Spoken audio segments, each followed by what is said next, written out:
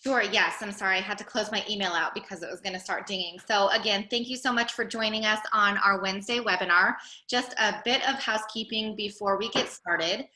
If you have any questions throughout the presentation, please type them into the question and answer box. We'll pause after each section and make sure that your questions are answered. We do have some very exciting sneak peek products that we're launching in the fall. So stay tuned till the end of the presentation. We have two products that we're going to be talking about that are brand new to the Circadia collection. So we're excited about that. My name is Caitlin, and we also have George, who's our Director of Education, on today to present. And we have a guest speaker, Hannah Duncan, who is the CEO and owner of Well CBD. So that should give you another little sneak peek into what one of these products that we're going to launch in the fall might be. So we're going to be talking today mainly about, as George had mentioned, chemical peels, but more about how to pre-treat, the differences between the different peels that we offer, and then always the most important, your post-care and your post-peel follow-up facial products. I always like to tell people that when you administer a chemical peel, when you administer a chemical peel, the peeling process starts the second that your client leaves your facility. So there's so many different aspects of how a peel will work and the post-peel follow-up that happens when your client is at home. So really understanding the post-peel precautions, and we'll be going through all of those. So we'll go ahead and get started on the first slide.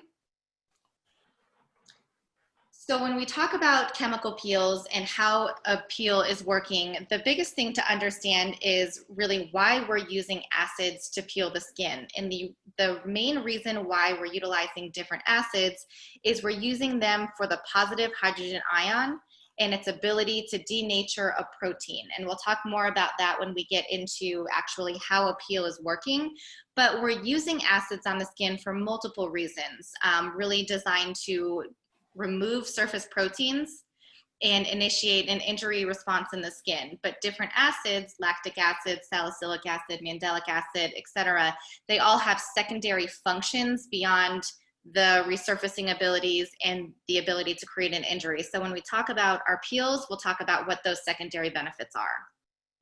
And then the other thing to kind of add on this, so kind of what an acid is. So we will kind of talk about the difference between an enzyme and an acid and different forms of exfoliation and how they can be different and how they can be beneficial to the skin as well.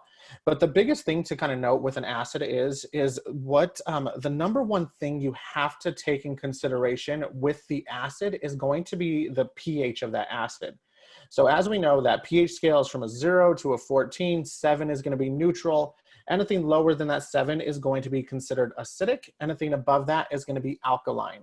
Our skin is going to sit in that pH of that 4.5 to 5.5. So kind of, for example, if I had an acid and it was at a pH of a 4.5, minimal reaction is going to happen, minimal change in my skin is going to happen because that pH of that acid matches my skin pretty closely right there as well. So when you start to learn the acids, we like to disclose the pH of all of our acids. That's how you can really determine the strength of the acid. The way that an acid is measured, or the way that its pH is measured, is all based on what we call as freestanding hydrogen ions. So the more freestanding hydrogen ions that are going to be in an acid or in that full kind of bottle there, that is going to determine the lower the pH it is. So a lot of the times whenever you're looking at a chemical peel, it's going to kind of be opposite from pH to percentage. So if your percentage of this acid is higher, then you're more likely going to have a lower pH. And this will make a little bit more sense when we actually get to the product knowledge portion on it. However, these freestanding hydrogen ions are what's going to be responsible to attaching itself to the protein of the skin and kind of pulling it apart. So there's a positive portion of this freestanding hydrogen ion that is going to attach itself to the negative portion of the protein and kind of pull that apart. So we do utilize acids in the aesthetic industry for multiple reasons. You know, Caitlin had just mentioned we utilize it because it can help to remove surface protein. Another benefit of an acid is it can help to increase cell turnover cycle. And then another key benefit of an acid to utilize in the skin is it creates this controlled wound or this injury in the skin.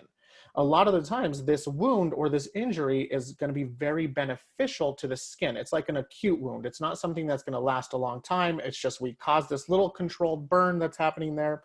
So now what's going to happen with this controlled burn is we are now going to boost fibroblast activity. So remember, your fibroblast cell is going to be the factory, or it's the skin cell that's responsible for producing that connective tissue, that collagen, elastin, fibronectin, hyaluronic acid. So kind of a symptom of aging skin, if we kind of utilize this analogy, is when we are older, we no longer have that fibroblast activity like we had when we were younger. So utilizing an acid on a mature skin is going to be great because it's creating that wound. That wound is now what's going to signal fibroblast activity, but at the same time remove surface proteins and increase cell turnover. But there's also sub benefits that we'll detail out as far as like salicylic being antibacterial, lactic acid decreasing pigmentation production on there as well. So that's kind of what an acid is and how it is going to interact with the skin. So now, of course, we know what an acid is. So now we got to talk about what a protein is. So I'll turn this back over to Caitlin, have her kind of just describe what proteins are. So the protein that we're referring to is basically the proteins or the building blocks that that make up the stratum corneum. And we're working specifically with just that layer of skin. We know that our scope of practice, we really can't work anywhere in the dermal tissue as far as chemical peels and how deep we can go. So the positive portion of the hydrogen ion in the acid solution is designed to denature or pull apart the protein on the surface of the skin. So the positive of the hydrogen attaches to the negative of the protein and it denatures it. So a good example of this is if you were to take a raw egg and crack it into a bowl. And if you were to pour any of the Circadia chemical peels or anything that has more of an acidic pH, red wine vinegar, even sometimes the lemon, it would take a little bit longer for those because they don't have as low of a pH, but you'll actually start to see it visibly coagulate on the surface of the egg. So it starts to turn the surface of that egg white, and that's exactly what's happening on the surface of the skin. Those hydrogen ions are denaturing the proteins and pulling them apart, basically meaning those cells are dead, they just don't know it yet. And that's when you start to see the delayed peeling in the traditional chemical peels. I want to just take a quick second to make sure that everyone can see the slides because it seems we have a couple people who can't see them. George, are you seeing? Yeah, so we just typed this up in the chat section and we got quite a bit of replies saying yes, that they are able to see the screen. So if you are unable to see the screen, I minimize it and then bring it back up, and sometimes that kind of refreshes it on there also. Okay, perfect. So it's a really fun little experiment that you can do, especially if you've got kids at home doing virtual learning and they want to do some more hands-on science experiments. It's a really fun activity that you can do, but it's a great visual for you to see how the acid is working on denaturing a protein. And that same concept is exactly why you see frosting on the surface of the skin. When you get that much condensed not coagulation, but denaturing of proteins, it starts to turn those proteins white. And again, they're going to eventually slough off, and that's what the chemical peel is doing. All right, so now we know what kind of proteins are, we know what an acid is. Now let's kind of talk about different types of exfoliation and why we would use it in the aesthetic industry and how it's completely different, but we'll spend a little more time focusing on kind of an acid. So in the aesthetic industry, we're taught that there's multiple ways that we can remove surface proteins from the skin. We could utilize something like dermaplaning, like a mechanical exfoliation, microdermabrasion on there as well. However, some of the two biggest tools that we do have in our toolbox is going to be enzymes and acids. So we do utilize enzymes and acids in the aesthetic industry for similar benefits. So these enzymes and these acids, the similar benefits that they do have together when we use them on top of the skin topically is they do help to remove surface proteins, and they can also stimulate cell turnover or increase that cell turnover cycle. However, they're also completely different on the way that they are denaturing proteins and the way that they're working, and also the sub benefits. So if you kind of look at this slide right here, so this is pretty much if you took like a punch biopsy of our our skin or our epidermis there. This is kind of see what you're going to see on there. So as our skin cells are coming up to the surface of the skin, so always know that our skin cells are never in the same place at the same time. They're constantly coming up to the surface of the skin. So everything that makes this a living cell, it starts to secrete and remove. So by time that this kind of cell down here at the bottom comes up to the surface, all it is at the surface is just going to be your dead protein, but also melanin or pigmentation. So knowing that is what's at the surface of the skin is melanin or pigmentation, every single service that we perform on a client and it involves some form of exfoliation can be considered a brightening facial or a brightening treatment. The reason for that is we're removing the surface protein that is housing that pigmentation on there. So the other thing, so we'll talk about enzymes first. So enzymes are considered to be proteolytic. So enzymes are protein that are designed to digest or dissolve other protein. However, it's not every single protein that they come into contact with that they're going to dissolve like a little Pac-Man. So enzymes, they will only digest or dissolve. The majority of them out there, like bromelain, papain, trypsin, they only digest this little snap. So you see this little snap here? That is called a desmosome. Best way to think about a desmosome, you can think of it like the glue that's holding the skin cells together. I personally like to think of it like a button. So it's a button that's holding these skin cells together. So an enzyme being proteolytic or a protein that is going to digest other protein, it's just going to digest this snap that's holding those keratinocytes together. As it digests that snap, that's when the skin cells are going to slough off. So one of the key benefits of enzymes is it doesn't create a wound in the skin like an acid would. A lot of the times, an enzyme is going to be anti-inflammatory. For example, like bromelain enzyme also reduces inflammation. You can also add ingredients like we have our cocoa enzyme that is also an anti-inflammatory ingredient as well. So the main kind of key difference between enzymes and acids is an acid is going to attach itself to the protein of the skin, pull it apart. It doesn't care what protein it is, whatever protein it comes into contact with, it's going to coagulate it or it's going to pull it apart on there. But one of the key benefits of an acid is that's what's going to stimulate a fibroblast response, or that's what's going to stimulate a wound in the skin. So what's associated with that wound in the skin is that fibroblast activity. However, kind of a downfall with acids is what is associated with that wound sometimes is inflammation, additional redness, additional irritation on there. So you always have to identify when to peel and when to enzyme. So the way that you really determine when to utilize an acid and when to utilize an enzyme is based on the client's sensitivity, based on their lifestyle, but also based on the amount of inflammation that you see in their skin. So kind of, for example, or an analogy to kind of put all of this together, let's really talk about a acne clientele. Let's say I just have like a lower grade acne. You know, there's just a little bit of blackheads, maybe a little oil on there. Me doing a deeper chemical peel, something with like salicylic acid that is going to also delipidize the skin or remove those extra kind of oil from the skin, antibacterial, that lower grade acne can handle the additional inflammation. However, now let's say if I have more of a higher grade acne. So now we have these pustules, these papules, but the biggest thing that we see in this client is a lot of redness and a lot of inflammation. The very worst thing I could do on that client's skin is do an acid, do something that's going to create additional inflammation. So if you've gone through any of our acne kind of webinars before, you know, there's different types of acne that a client can get. A client can also experience acne from inflammation. So remember, inflammation is pretty much swelling in the area. So if we get inflammation on our skin, that's going to close down the follicle wall, and that is now what's going to create more acne. So we never want to add additional inflammation to an inflamed skin on there. So the very best thing we could do for that patient or that client is going to be anti-inflammatory enzymes. So we do know one of the things that we have to do to treat one of these acne clients is remove surface protein. If we can remove that plug, allow oxygen to kind of get into that follicle on there, that's when we're going to start to see a reduction in these kind of acne or these little lesions on there as well.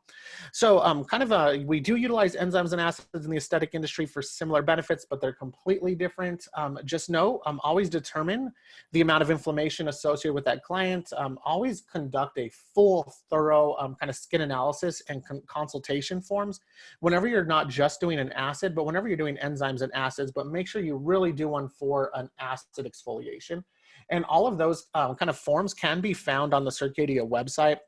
If you just create yourself a pro login on the circadia.com website, a button will kind of appear at the top, which is called your resources.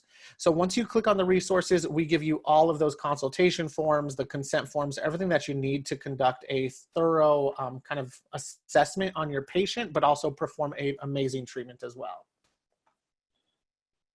All right, so I guess I will turn it back over. I typically talk more throughout this and never allow my co-host to talk, so I will pass this over to Caitlin. Well, George does such a great job of detailing everything out. And again, if you're intrigued by all of this heavy science information and you've not attended any of our webinars in the past, we have them all linked on our education landing page, which is circadia.com/replay. But we'll get into the benefits of pre-treating. So the processes that George detailed out, we're gonna just take a little bit closer of a look at the Circadia products and why we're using them for these specific conditions. So for anti-aging, if you decide to peel an anti-aging client, what we're really trying to do is increase cell turnover and also stimulate your collagen and elastin production. So if you pre-treat for that condition, we like to use something that's going to help to break down that highly keratinized surface.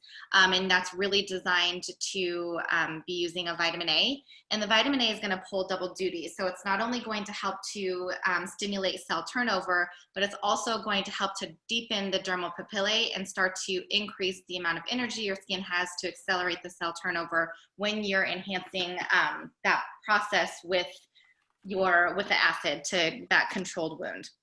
We also want to make sure that we keep the skin very hydrated prior to applying a peel. And this is really truly for all skin types, but George and I live in Colorado where it gets excessively dry, not necessarily as dry as you get in like Nevada or Arizona, but it is a very dry climate here. So if you're chronically dehydrated, that means that you have crystallization in between your cells. There's not enough hydration or lubrication in between each layer of your cells. So if you're applying an ethanol-based peel, there's nothing that's stopping that peel from penetrating too deep. So if you want to make sure that you can really gauge the expectation of your client and make sure that you're eliminating most of the potential for irritation, then you want to make sure the skin is highly hydrated before applying the peel. So hydration, vitamin A, possibly using a lactic or a mandelic or even a salicylic cleanser prior to your peel application can help to break down some of those surface proteins, but gently without creating a controlled wound. So those are different reasons you would want to pre-treat for an aging skin.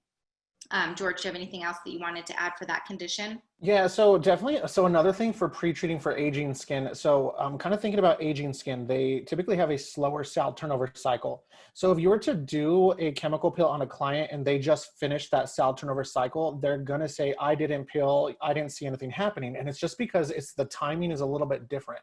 So what's really good adding a vitamin A into pre-treating an aging client is you are now responsible for their cell turnover cycle, not just letting it happen naturally. So if you put them on something like a vitamin A a couple weeks before, and then kind of pull them off maybe 2 to 3 days before, and we'll really detail out all the products for this as well, it really can help to eliminate that one patient or that one client saying, I did not see that physical peeling. I did not see anything happen on there. So that's another key benefit is the downtime is going to be less with pre-treating for an aging, but then it's also going to help to allow you to determine that cell turnover cycle and not just what the patient is kind of going through. Okay, great. And then as far as pigmentation, George did talk about this in the previous slide, but we want to really help add tyrosinase inhibitors before you apply the peel. And this is most important for your higher Fitzpatrick's, but you want to essentially train the melanocyte to stop or reduce the production of melanin. So when you do induce a wound, it's not going to create any darker pigmentation. And then we also want to make sure that we're using not only your standard tyrosinase inhibitors, but your alpha MSH inhibitors, melanosome transfer inhibitors, and anti-inflammatories to, again, just help to train the melanocyte to not add additional pigment in order to protect itself during this controlled injury. And so kind of the pigmentation for pre-treating is probably the biggest category that you really need to pre-treat your patients or your clients for. And it's not really pre-treating all pigmentation that is like even your lower skin tones or your lower skin color. Kind of really determine the client's kind of how they produce pigmentation to determine if you need to put them on lighteners and brighteners. The way that you kind of determine that is just by asking a series of questions. So I know in the past, which is probably a dated concept, there was the Fitzpatrick scale. Some, people still utilize it today. Me personally, I don't utilize the Fitzpatrick scale as it once was, maybe probably in the early 90s or early 2000s on there. Myself, I don't determine someone's kind of ability to produce pigmentation based on a chart in a book. I typically ask a series of questions. So one of the biggest questions that you can always ask is, after you get a mosquito bite or after you get this acne lesion, do you have this little dark spot that lasts for quite a bit of time, anything like that? And a lot of the times they will say kind of yes, or, absolutely, if I get this acne lesion, I'm going to get this spot that's going to last a long time. Right there, now that I asked this question, I do know that they are more likely to hyperpigmentate or get that post-inflammatory pigmentation with any type of damage that is done onto their skin. So that is a patient or a client that I will be sure that they are on a regimen, a pre-treating regimen a couple weeks before. However, this pre-treating regimen, it's not designed to like increase cell turnover like aging. What we're doing with this client here is we are starting to reduce the ability to produce pigment. So for example, we're putting them on tyrosinase inhibitors, which kind of Caitlin mentioned earlier. So anything, if you're familiar with the Circadia brand or the Circadia line, those products you'll find in our brightening or pigmentation categories. So those are designed to reduce the pigmentation or the melanocyte activity by treating that melanocyte in a couple different ways. You can utilize something that's going to stop the process of converting tyrosine into melanin. We can utilize ingredients that are called alpha MSH inhibitors.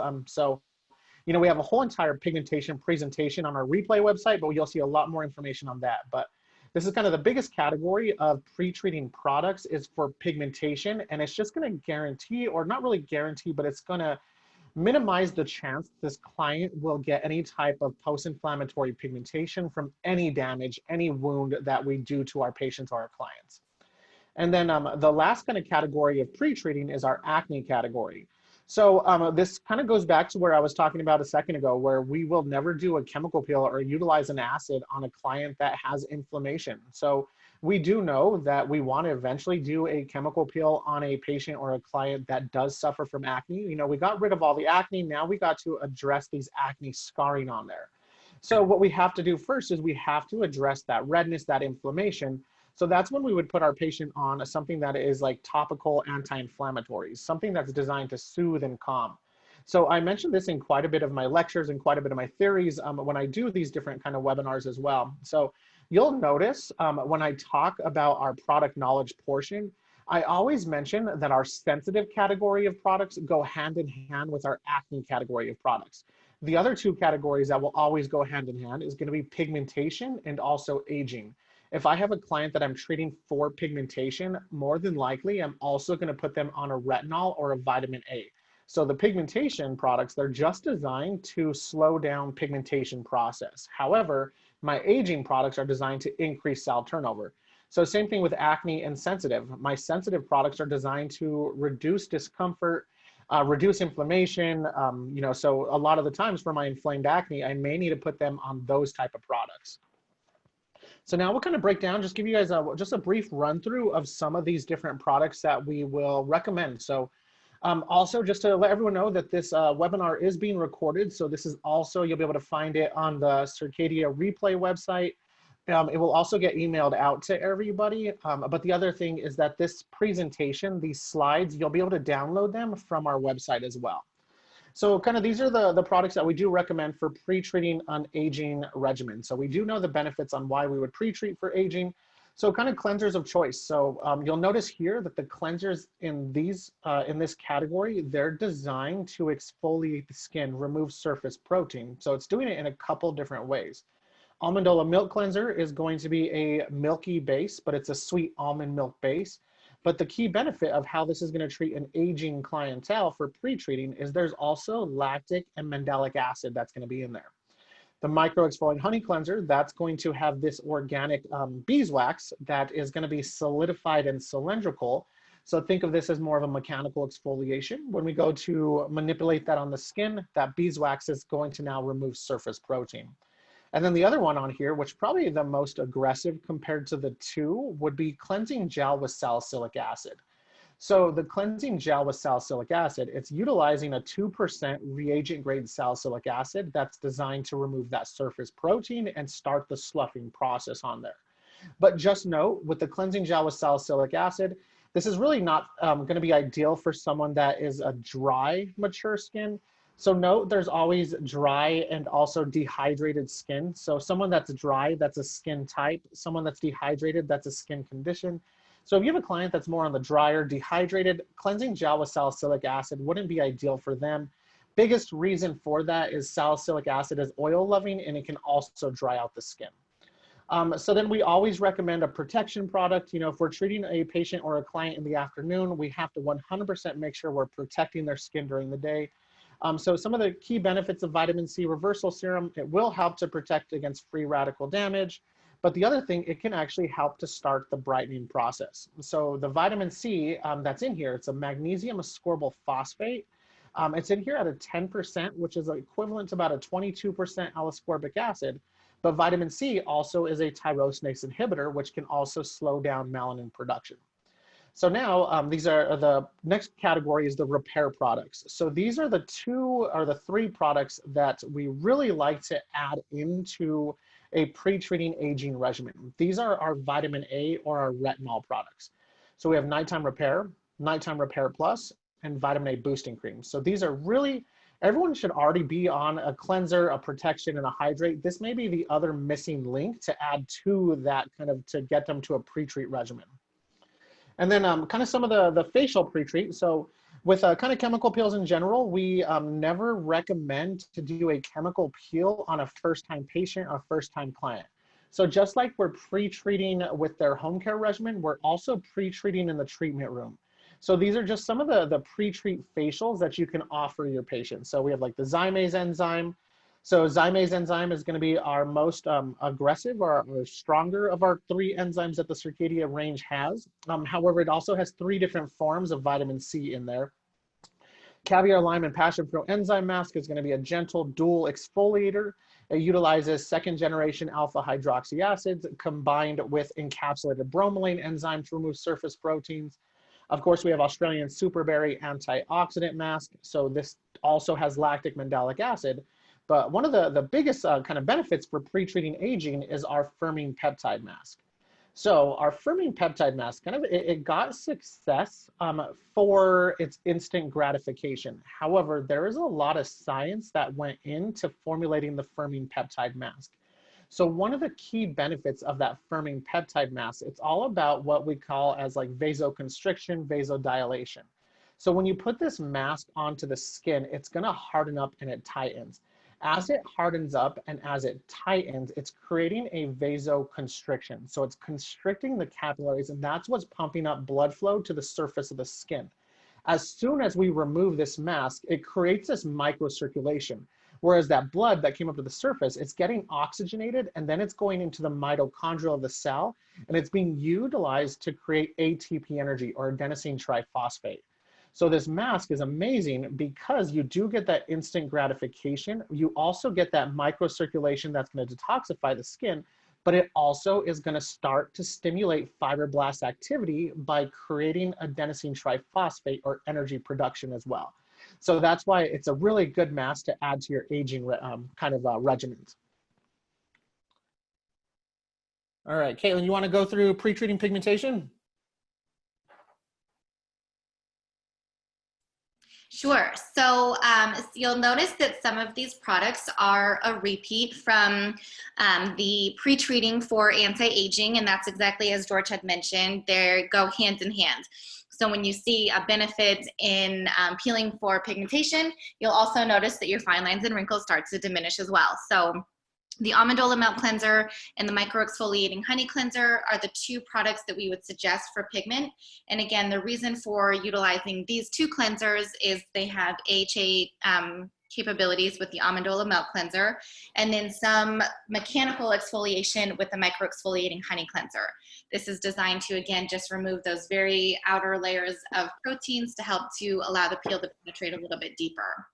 The vitamin C reversal serum, not only is this amazing protection for the skin, but the magnesium ascorbyl phosphate that we're utilizing has really great tyrosinase inhibiting properties as well. And then the White Veil Brightener, the Licorice and Bearberry Brightening Mist, these both contain all of those melanin inhibitors that we had, that George had just mentioned. So it has melanosome transfer inhibitors, it has tyrosinase inhibitors. We also have alpha MSH inhibiting properties in here, again, all designed to train the melanocyte. Now for your facial pre-treat, the raspberry enzyme is fantastic. It's again designed to just attack the desmosomes that sit between the cells, so there's no injury that's created. We don't want to injure the skin prior to applying a chemical peel that's designed to trigger that injury as well.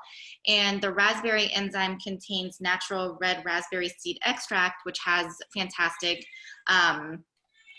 azelaic acid properties to it for skin brightening. You can also incorporate the caviar lime and passion fruit enzyme mask. This is also considered to be a gentle rejuvenator, so really giving some gentle exfoliating properties, but it also contains amazing antioxidant support. Again, it's not going to create or trigger any sort of wound. And then the Australian Superberry Antioxidant Mask, it does have the same lactic and mandelic acid, so it's going to help to remove those surface proteins and also deliver some really unique forms of antioxidants. Antioxidants that are designed to lasso up or neutralize out multiple free radicals at a time, not just a 1-to-1 ratio. So really fantastic standalone products, but really great for pre-treating for pigmentation. So we just have a couple questions, so I'm just going to take a quick break right here to kind of answer some of these questions live on here. So one of the questions is, does the Amendola Milk Cleanser contain nut ingredients that would be contraindicated for people with nut allergies? So the Amendola Milk Cleanser, so it is a dairy-free milk cleanser. So the milk, it's a sweet almond milk base. So you definitely do want to utilize caution and test patch with it. So I wouldn't, there's alternatives, so I wouldn't utilize it on a client that has those nut allergies on there. But that alternative to utilize a pre-treat on there, you can possibly do cleansing gel with salicylic acid, micro-exfoliating honey cleanser as well. The other question we have is, what treatment would you recommend for grade 4 acne? So, so grade 4 acne is definitely out of the scope of practice for an esthetician as far as an esthetician's license. However, our skincare line is also in a lot of medi spas out there as well, or, we're also in a lot of derms, we're also in a lot of plastics where they are able to treat grade 4 acne.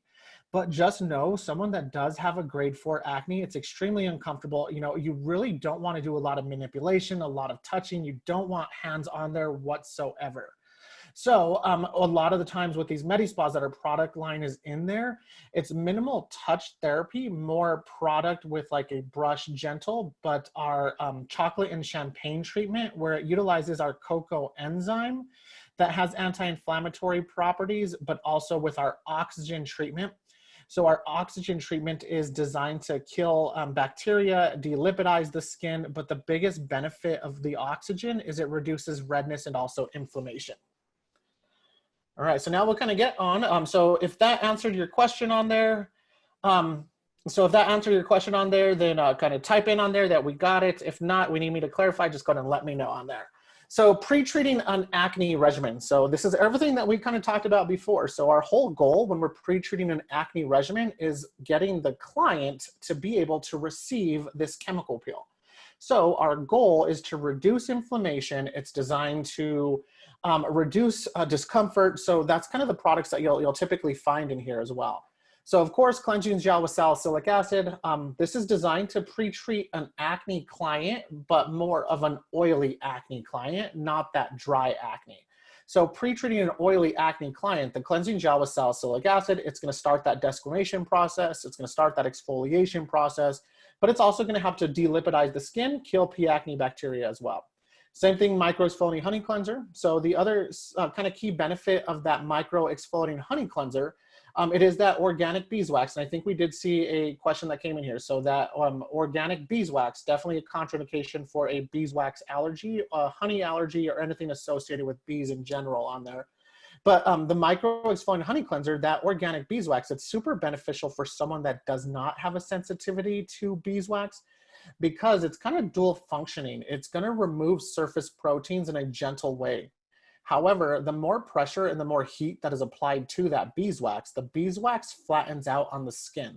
So as that beeswax flattens out on the skin, it's also oil loving and oil absorbing. So that's where it's going to pull extra lipids and extra oils out of the skin.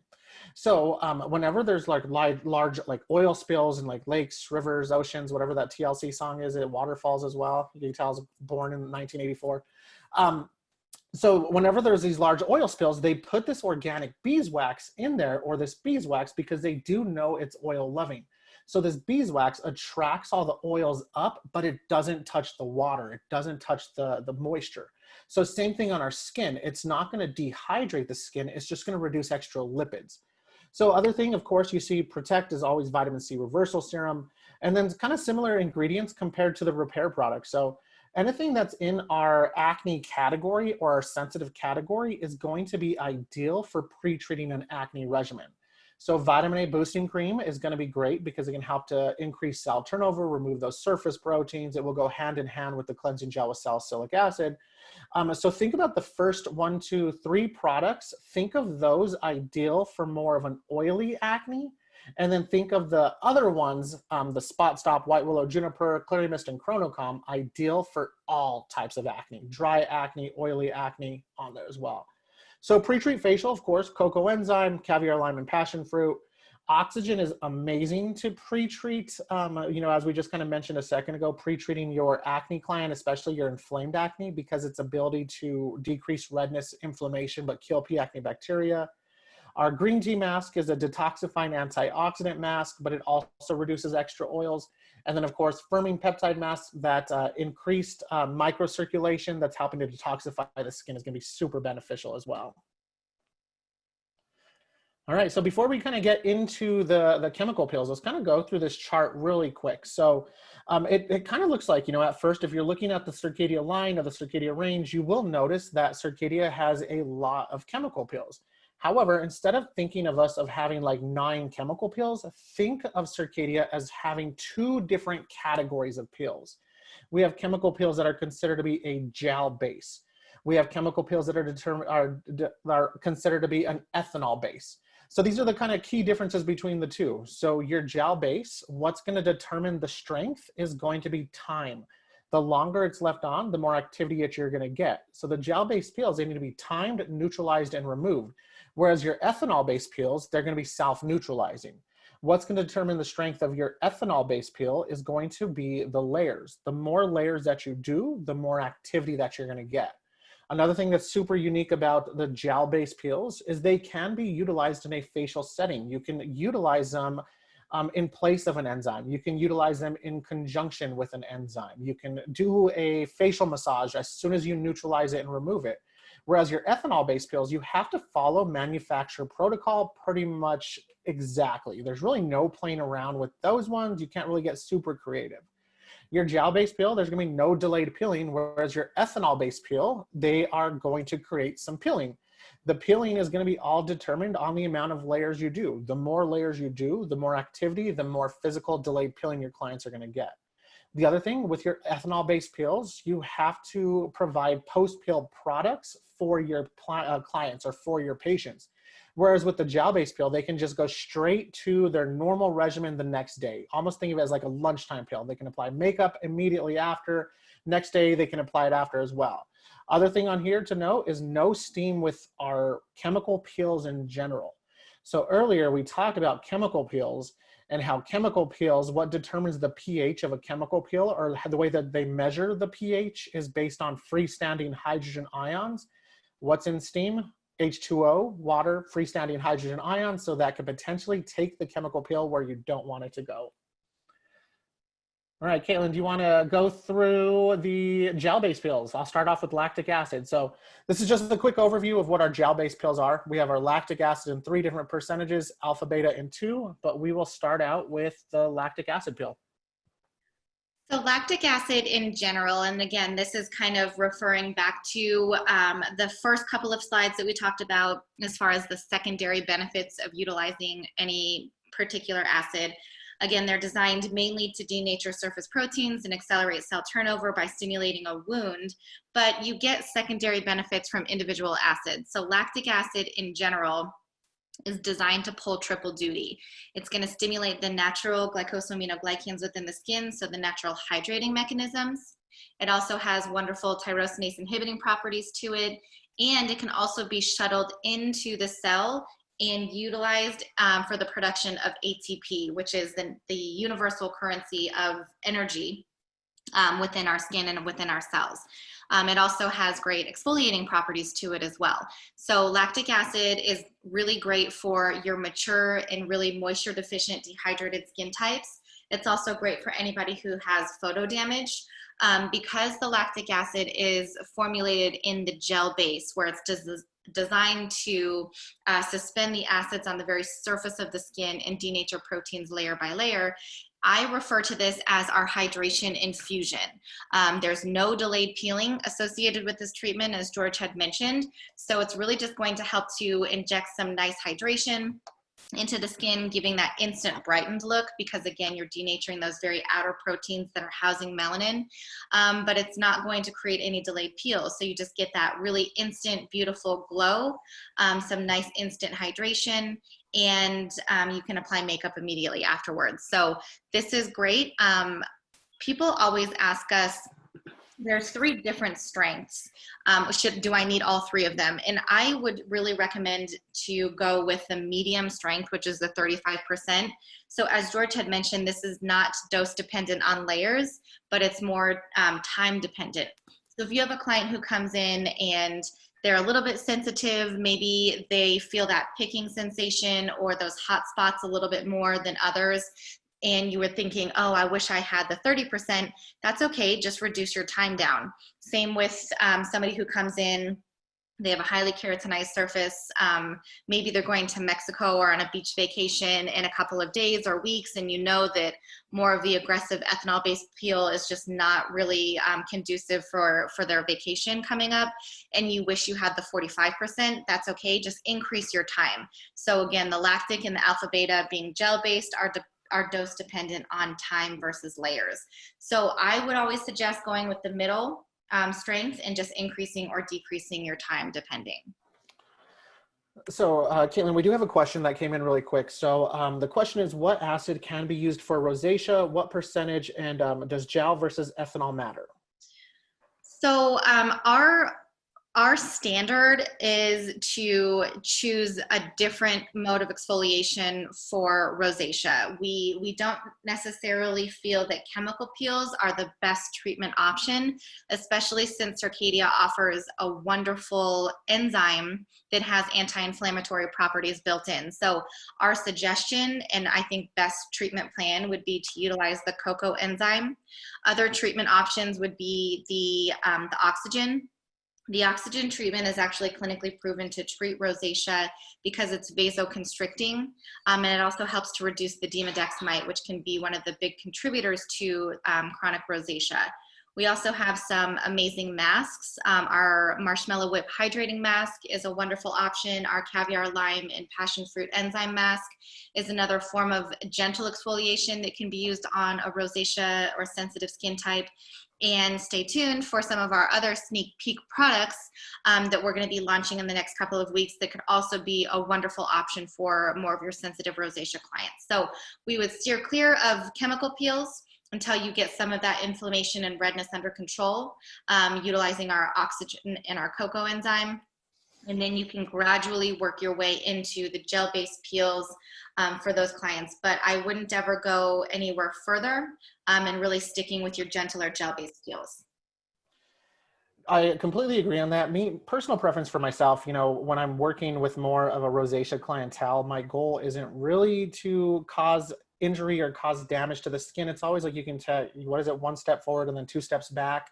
So just know that there's some sort of inflammation that can always be associated with acids in general. So you can get similar results on a rosacea clientele just by utilizing enzymes or other at-home sal proliferators.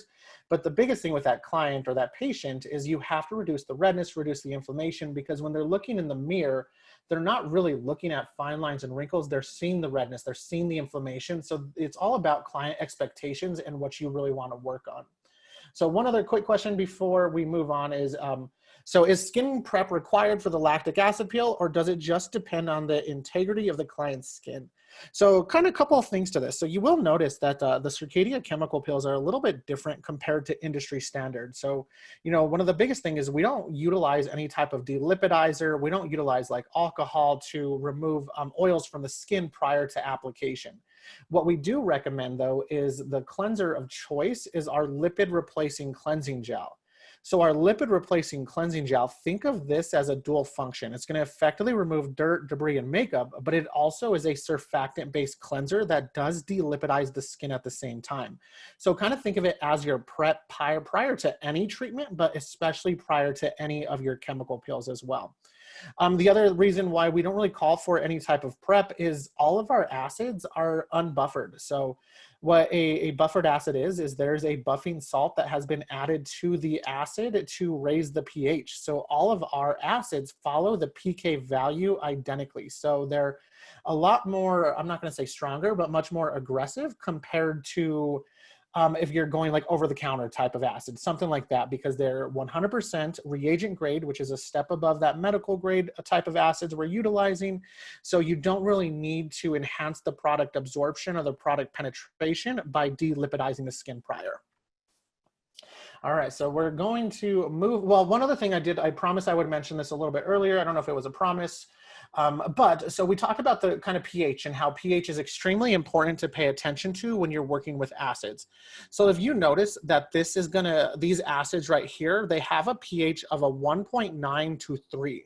So I mentioned that the higher percentage of the acid is going to be the lower pH.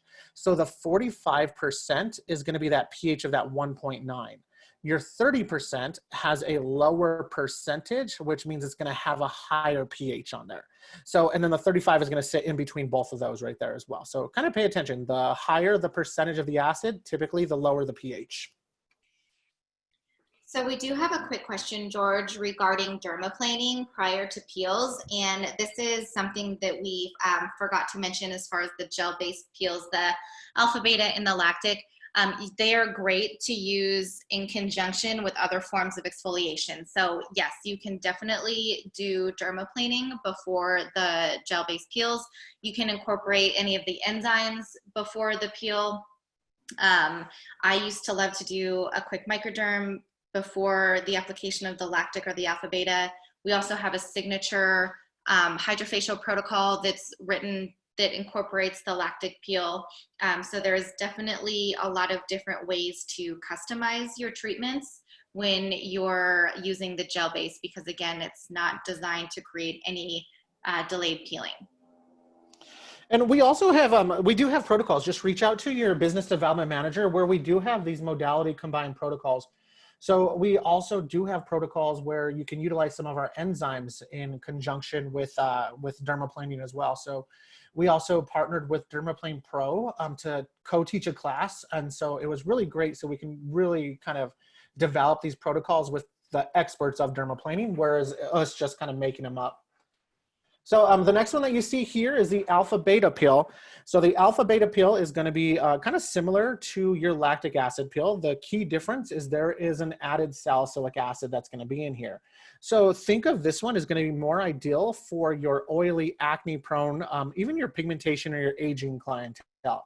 This is still considered to be a gel-based peel, so it needs to be time neutralized and removed. What's going to determine the strength is going to be how long it sits on the surface of the skin. So think of this one is going to be more for that oily acne, whereas lactic acid is typically mainly just utilized for your aging pigmentation clientele on there. So one of the other kind of things, so notice that we have this in 2 different percentages. Just like our lactic acid pill in 3 percentages, you don't need to purchase or carry all 3 of them. In this case, you don't need to carry both of those. We have the 30-10 and the 40-15. I personally like the 40-15, but if I wanted the 40-15 to function like a 30-10, I know time determines its strength. I will just remove it a little bit quicker. So we've been mentioning kind of time kind of a lot on here. So you'll notice with time where, so skincare is not a one size fits all type of thing. So the time is always going to be determined based on your client's sensitivity, the way that they kind of treat their skin in general. So these acids, they can be on the skin from anywhere from 2 minutes up to 12 to 15 minutes, kind of depending on that client on there. So for some clients, if I know it's their very first time, I will just leave it on for about 2 minutes. The other thing to note, I get this question a lot, is a lot of people will say, well, how many layers do I do of the alpha beta? How many layers do I do of the lactic acid? So it's not layer dependent. So once you apply one thin layer, that's all you do. There's no need to apply more. You'll notice that it's going to sit it's going to sit really superficial, and it's going to denature proteins layer by layer the longer that it sits on.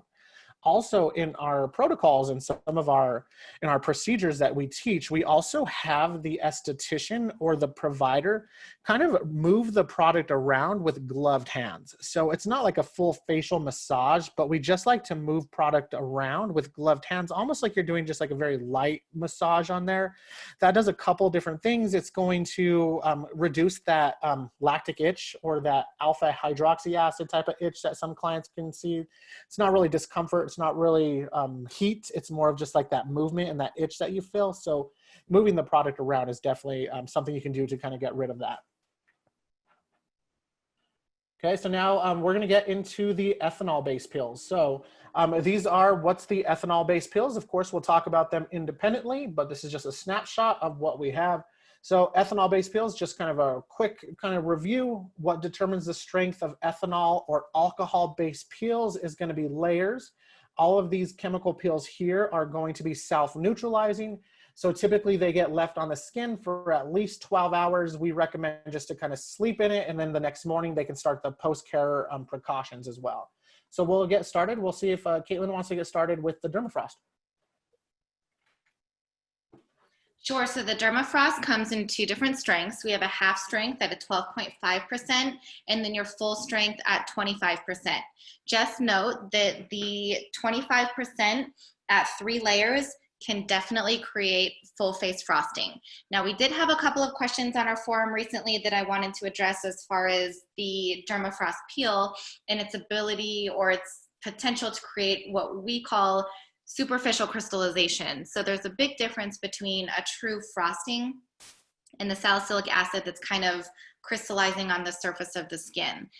So our protocol is written where after each layer, you want to lightly dust the skin with a 4x4 to remove any potential crystallization, and then you can gauge whether you have true frosting or not. But this peel is designed for your lower grade acne. So again, anyone who's 1 to 2 who's not showing any extreme inflammation, but it's also great for anti-aging clients. You can layer this up to 3 layers. of both the 12.5 and the 25%. You want to wait anywhere between 2 to 5 minutes in between each layer, just to, again, make sure that you don't have any frosting. If you do have frosting of the skin, it doesn't mean that you have to stop the treatment completely. It just means that you don't want to reapply peel over the frosted area. So you want to work your way around that part of the skin that's frosted. And we do have a lot of different peel application methods that we can talk about in a different webinar. But we usually suggest to do each of the layers of the ethanol-based peel with a brush. A brush is going to deliver more saturation or cell saturation because you have more product on a brush.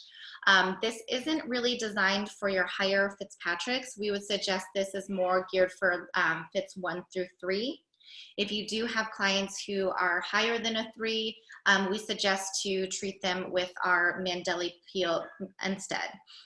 You do have to note with the salicylic peel that if you do have somebody with an aspirin allergy, this of course is contraindicated.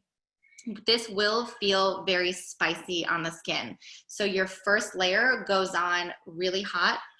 Your client will feel relatively uncomfortable depending on what their pain tolerance is, but just note that this will actually start to get easier and easier as the layers go on, because salicylic acid is also part of the inflammatory cascade.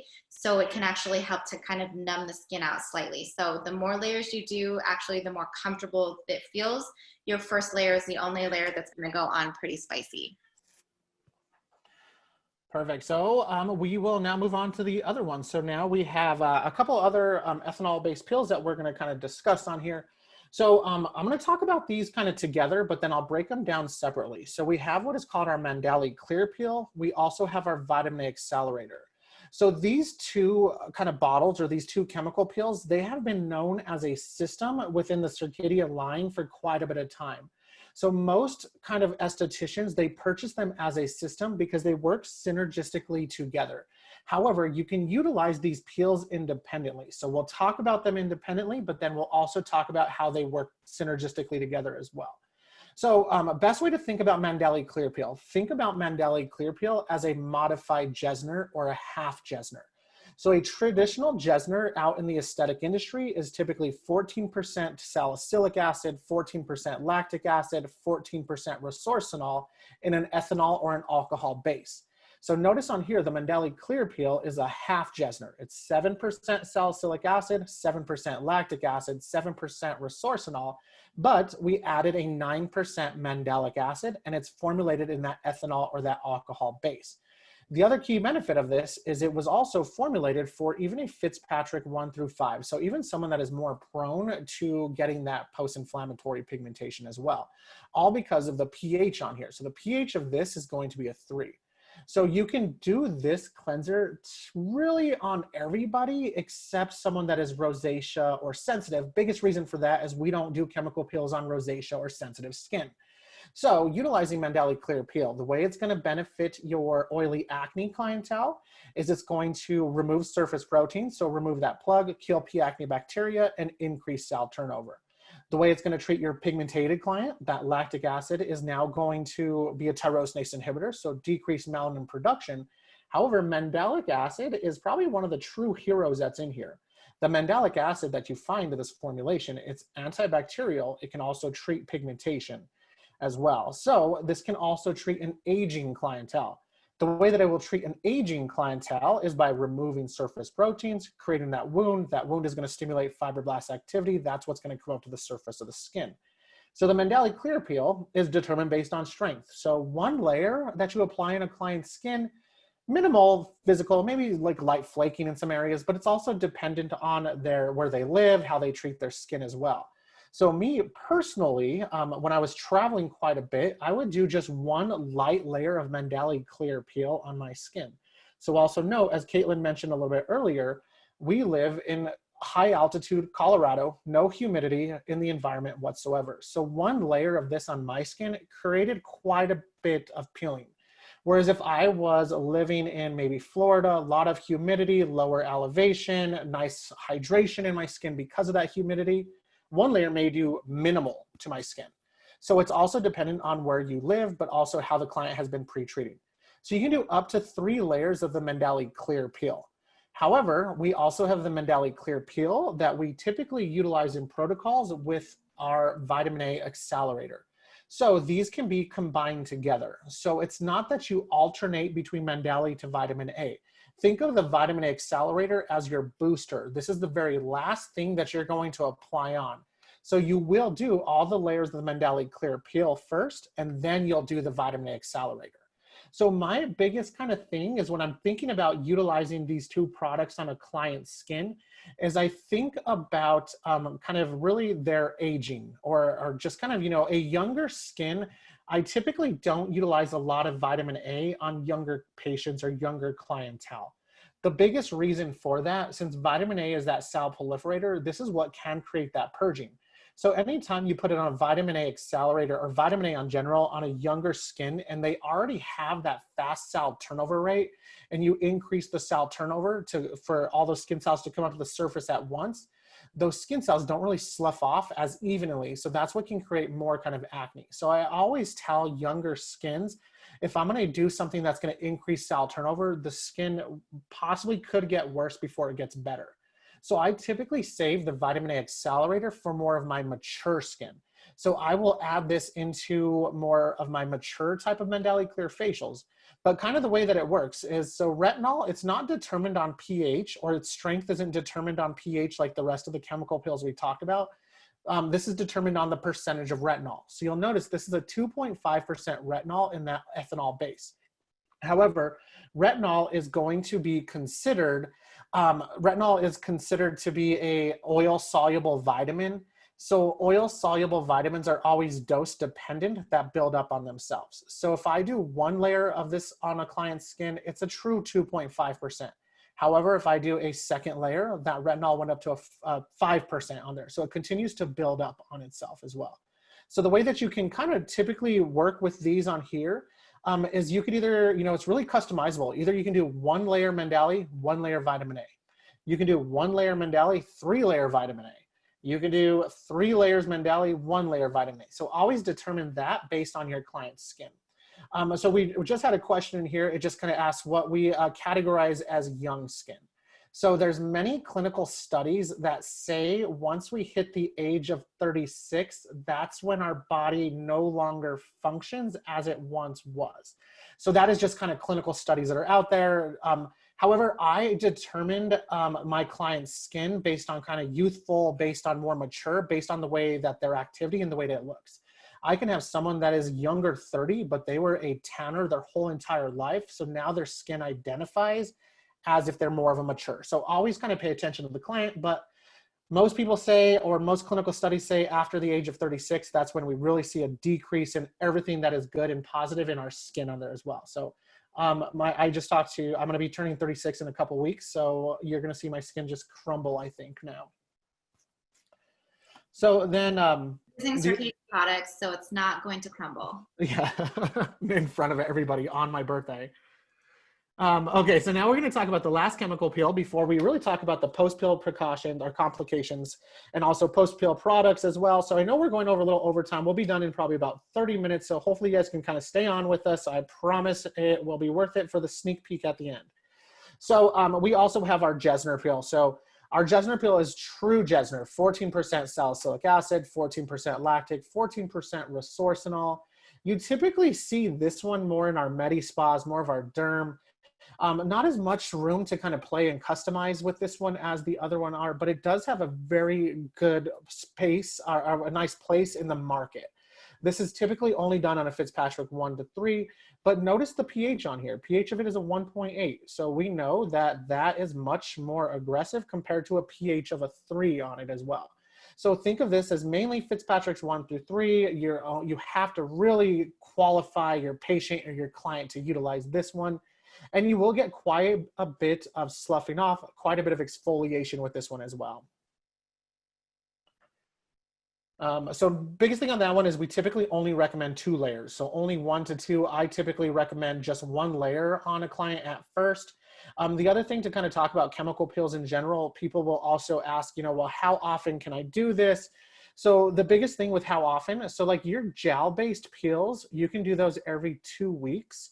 Whereas you get to the ethanol-based peels and you're creating that downtime or that peeling, that's all determined on the amount of layers that you do. If you do just like one light layer, then you could possibly do it every 3 to 4 weeks on there. Or if you do it really deep and you go really deep, that's probably going to be maybe every 2 to 3 months on it. So it's determined on layers, not really the product on it as well. But remember, our whole entire goal when we're doing chemical peels is to increase cell turnover cycle. So if we have a more mature skin and they have a cell turnover cycle of maybe 40 to 50 days, and I'm going to do a chemical peel on them every 2 weeks, which I definitely not going to, especially a deep one, now I'm getting their cell turnover cycle to be every 7 to 10 days, which is not normal, not healthy unless we are babies. So our skin is not set up in that type of fashion. So we can always push our skin too far. We never want to push our skin too far. All right, Kayla, do you want to briefly go through these post-peel complications, these next 2 slides?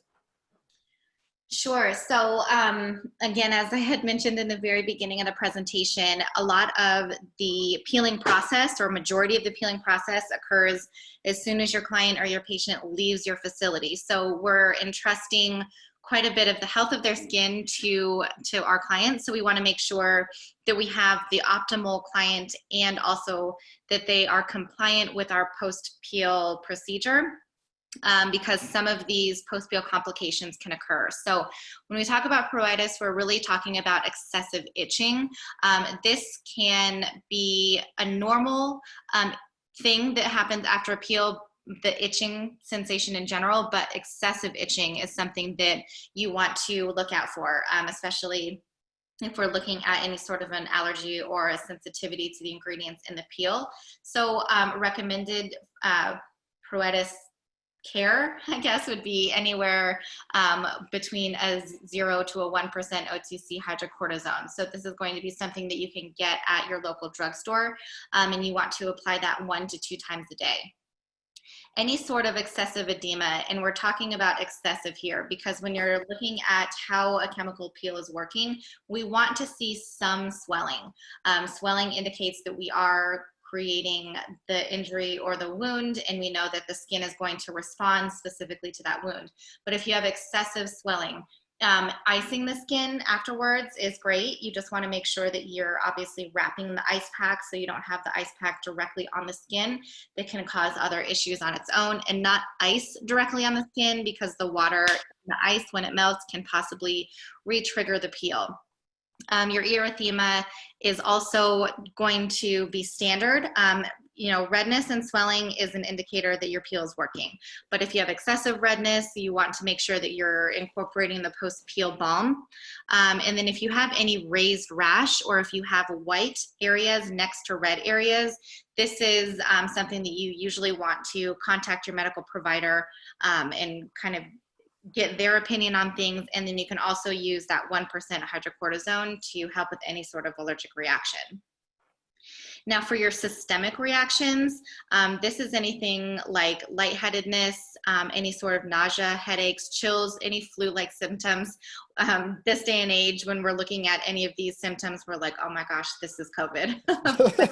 This is also a systemic reaction that can happen if you're utilizing too deep of a peel, too many layers, and also we want to be careful of that resorcinol because resorcinol can create some of these reactions. So call your medical provider and also possibly quarantine yourself for 2 weeks just in case. But our post-inflammatory hyperpigmentation, this is really something that occurs more in your higher Fitzpatrick's. It can also occur in your lower Fitzpatrick's, but can show up more as redness versus actual darker brown or black pigmentation. But you want to make sure that you are not going out into the sun, you're not working out afterwards, creating a lot of internal heat that can also result in this post-inflammatory pigmentation. The good part about this form of pigmentation, it is very much reversible. It's just how long it's going to take to reverse that pigment. So we would highly recommend giving it some time, also pre-treating or treating the skin with your Chronocalm, your Aloe and Calendula Calming Mist, and the Bright White Serum. This is going to add those anti-inflammatory components and also helping to give some nice tyrosine inhibitor properties.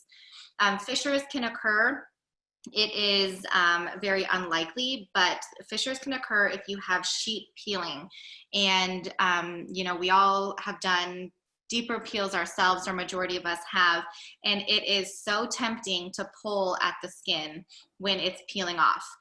Definitely use scissors to cut the skin, but if you have clients who prematurely pull the skin, it can create those fissures, and that will create some long lasting issues with pigmentation and also potential scarring. So we want to make sure that you're using something like the post peel balm that's hydrating enough, that can create that second layer of skin feel, to make sure that you aren't prematurely able to pull the skin.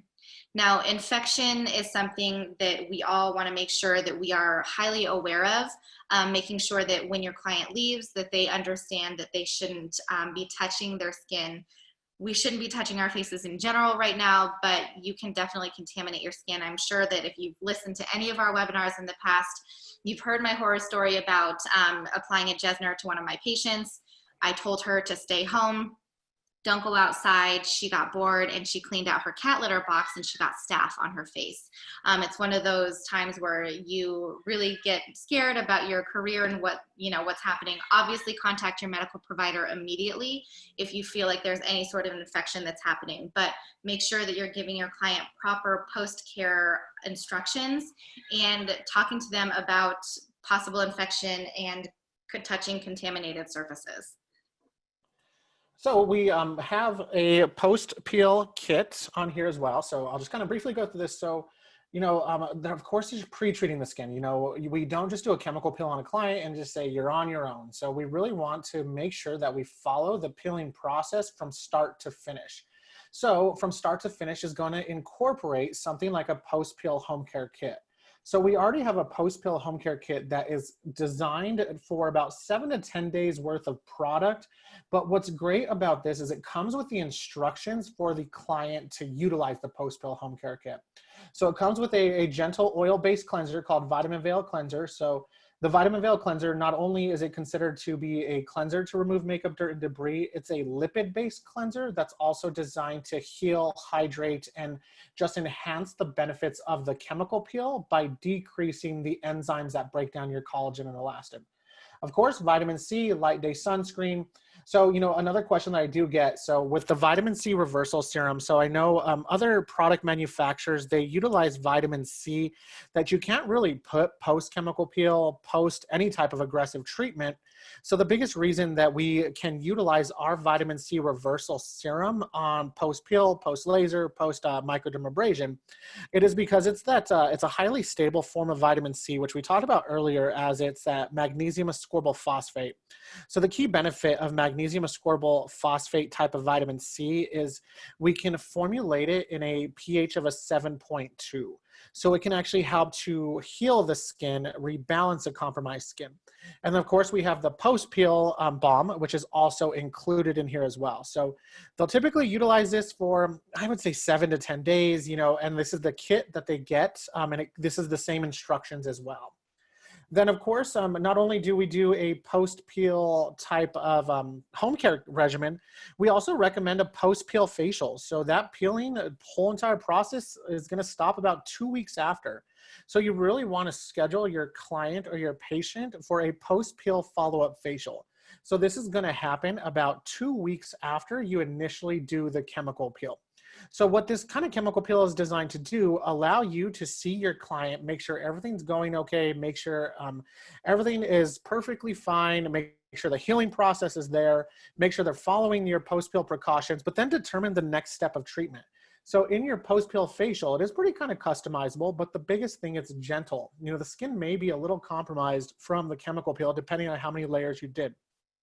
So I do say 2 weeks after, but some patients maybe 3 weeks after, depending on how deep you went. So these are the cleansers that are considered your gentle cleansers: lipid replacing cleansing gel, vitamin veil cleanser, your gentle exfoliation. This is really great post-peel. Sometimes there may be a little bit of remaining surface protein, just kind of like on the hairline, different areas, maybe around the nose area.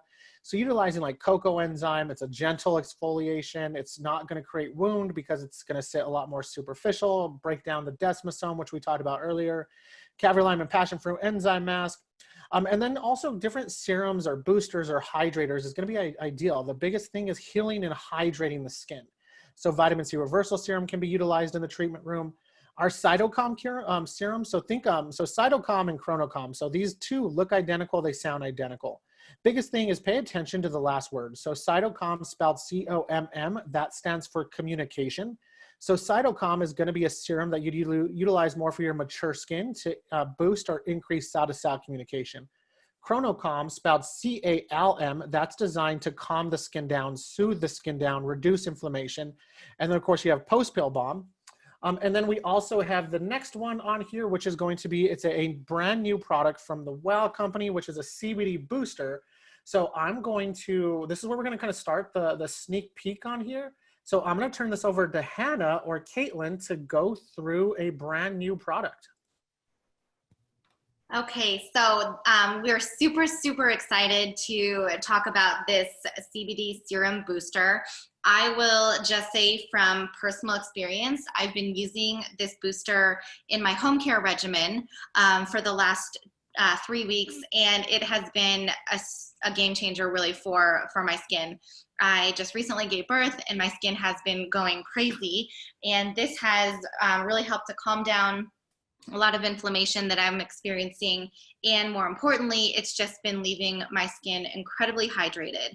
But we have it in here for the treatment, most importantly for a post-peel follow-up facial, because this particular serum booster is in a grapeseed oil base.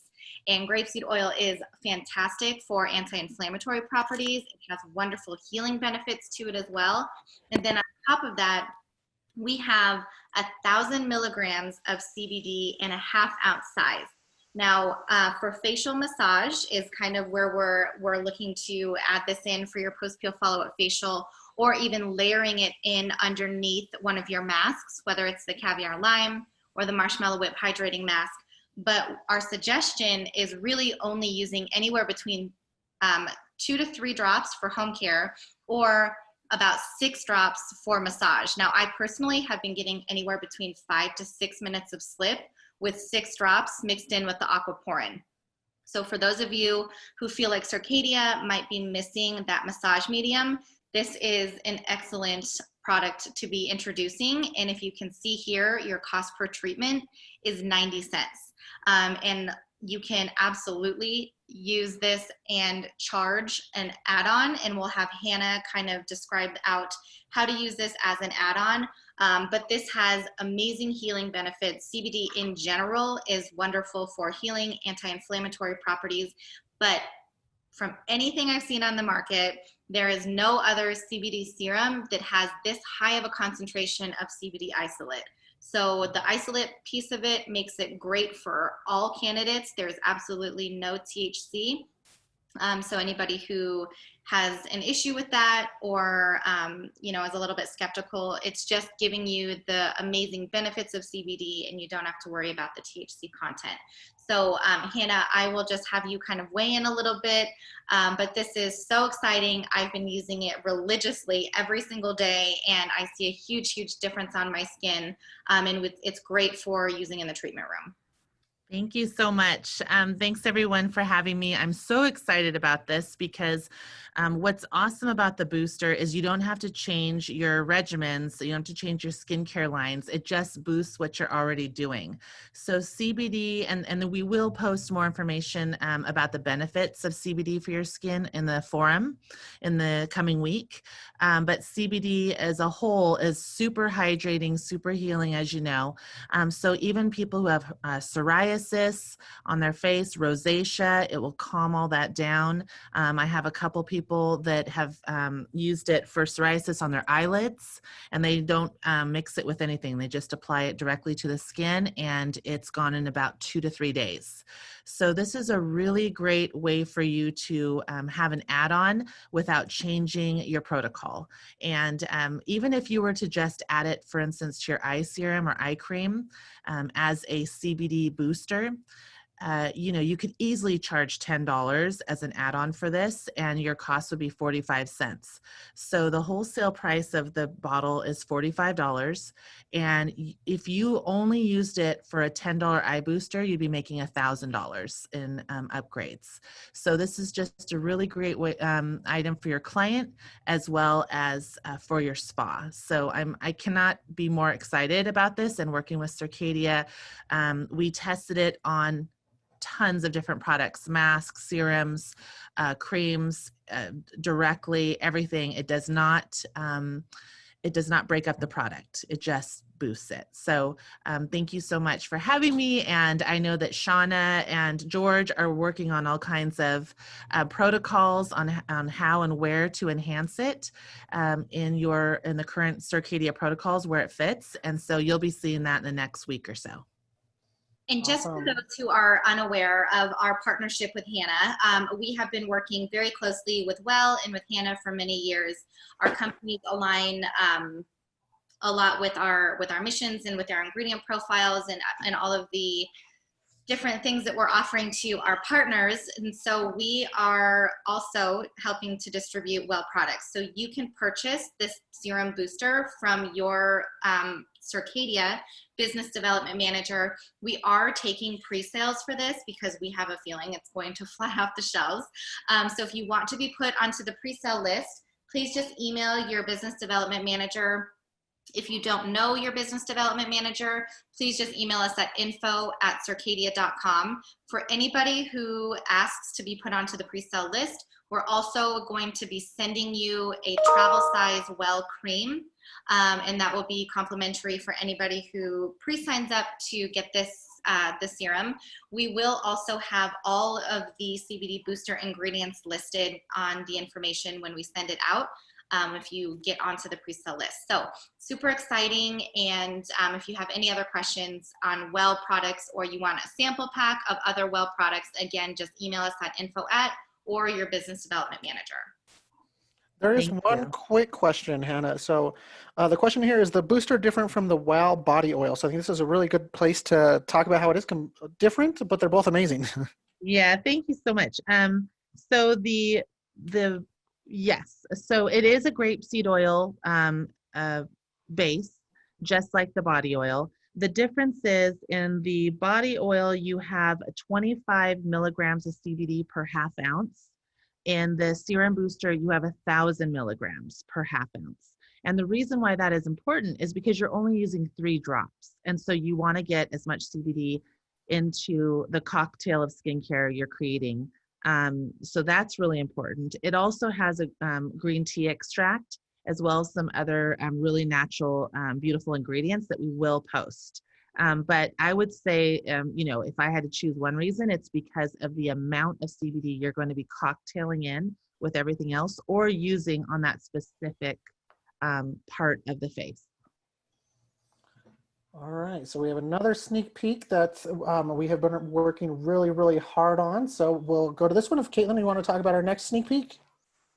Sure. So we will be officially launching the first week of October our pumpkin perfecting mask with Bugadiol. So this is an ingredient, you might be hearing a lot about it, but it's a wonderful vitamin A alternative, very specific to treating both acne and anti-aging with some amazing clinicals behind it.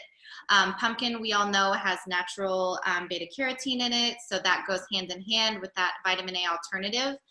But we also have some cinnamon, nutmeg, ginger, and allspice extracts in here, not only to give it a wonderful fall aroma, but also to help to stimulate the skin a little bit.